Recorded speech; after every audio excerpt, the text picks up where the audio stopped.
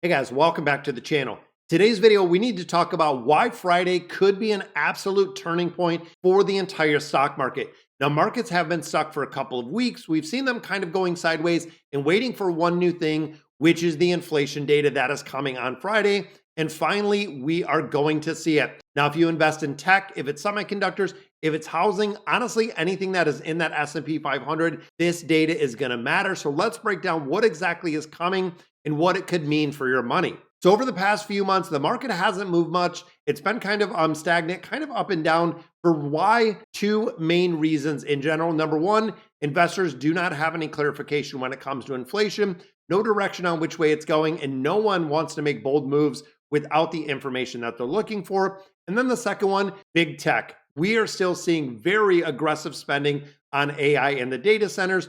Normally, it's good when they do that. We see a lot more expansion, but not knowing where interest rates are going, if they're staying the same, if they're going to lower them, heavy spending can make investors, including myself, especially nervous. If the price of funds stays the same or actually increases, it could be a lot more expensive. Now, with the jobs report we got, a lot of people are anticipating the Fed is going to hold tight or they are going to lower rates. So basically, the market has been kind of in a wait mode. That is why Friday is so crucial. Now, of course, Friday morning, we are getting the PCE inflation report, which is the Federal Reserve's favorite metric that we have. It is the first major inflation report that we're seeing in months. Economists are expecting it to come in at 2.8% year over year, which is kind of exactly where we are. This number will determine how confident the market feels about heading into December, because the Fed is really expecting, and it hinges on if they think inflation is cooling off, if it's increasing, or if it is just staying the same, and the decision that could come with it. There could be really two possible incomes when it comes to this,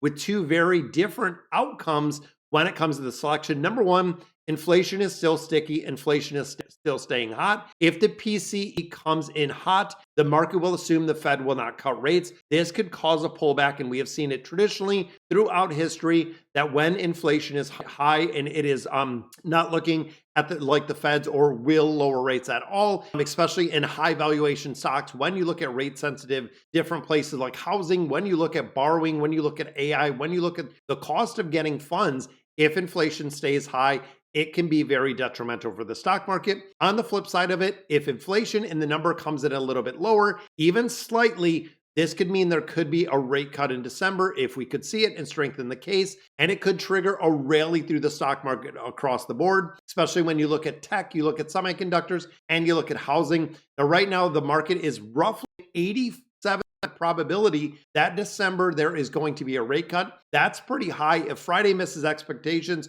or the numbers collapses, the market is going to follow it down that rabbit hole. So sectors, of course, that are going to be really impacted the most, that are right on the edge, housing and construction. This is super and highly sensitive to the borrowing cost for the ability for individuals like you and I to actually purchase homes. If rates are coming down, this sector could see a big increase. It could definitely pop. If not, there is going to be some volatility within the housing market.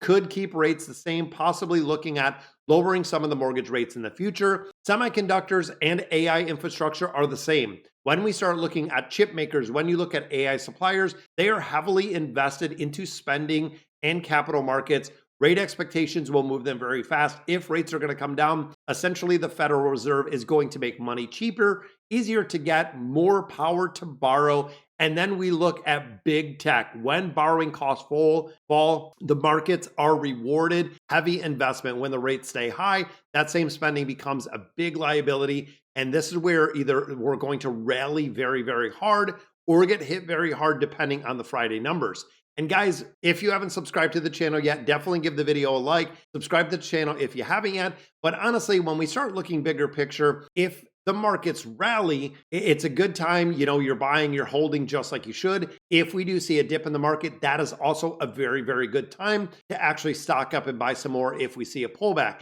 So what exactly does it mean for the investors like you and I? This is one of the most important movements. When the market has built up the pressure that we're seeing, a lot of things are saying they're overvaluated. We could see a very strong rally and an increased rally if inflation cools and rate cut expectations rise. Even a lot of sources are saying the S&P 500 could hit 7,000 by the end of 2025, which is crazy. On the flip side, we could see a very sharp sell-off if inflation remains very stubborn. But big intraday swings, and really depending on where this information comes and when it comes out in the morning, market processes the data and really goes through there. Long-term investors, you don't need to panic. We talk about this a lot. When it comes to this, you need to be prepared, but you don't need to panic. Volatility creates opportunities, and this is when great companies pull back or they do go on sale in their entirety. So what are we looking at and what are we watching on Friday? As soon as the report drops, and here is really what matters when we start thinking of the news for tomorrow. The headline PCE number. Is it above or below average? That is going to mean we're either going to have a rally or we're going to have a pullback.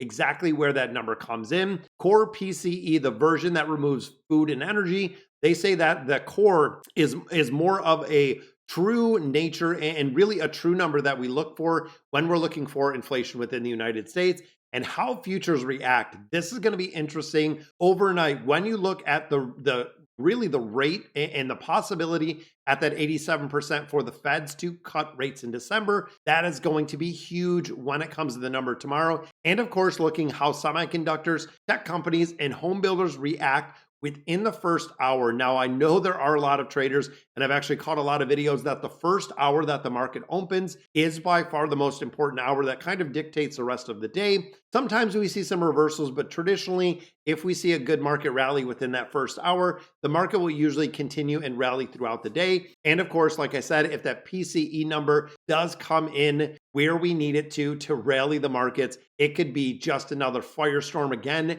when we see the market continue to rally. Now, you don't need to really outguess the market. You just need to understand the narrative of where the market is, where the market could be going, and exactly what we could see within the market coming tomorrow. So that's it, guys. Really, when it comes to Friday, it is going to be a make it or break it for the stock market, depending on the big rally.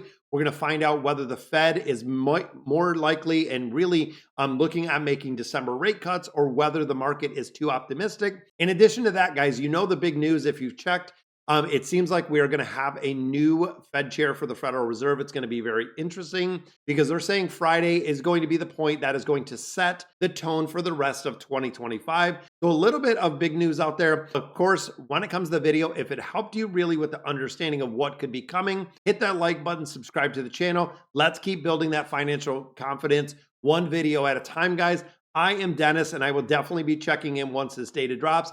It's very interesting to see exactly what direction the Fed is going to be taking it and what kind of rally we're going to be seeing when I start looking back at the year and really recapping 2025 overall. When we seen April with a big dip in the market, then we've just had a monster rally. And even looking now, I mean, 2022, we know was a down year. 23, absolutely double-digit growth. 24, double-digit growth. Now we're into 2025. We are seeing double-digit growth. Guys, it is a crazy time to be alive and crazy to see all of the ETFs and everything that is coming out in the marketplace, including all of those income, the 0Ds, all of the options, the covered calls. It's been insane the last couple of years in the financial industry and how many things we've seen that have been coming out of the woodwork when it comes to income generation and also the ability to generate and build wealth. So again, guys, that's going to do it for today's video. Definitely hit the like button, subscribe to the channel, and I'll catch you in the next video.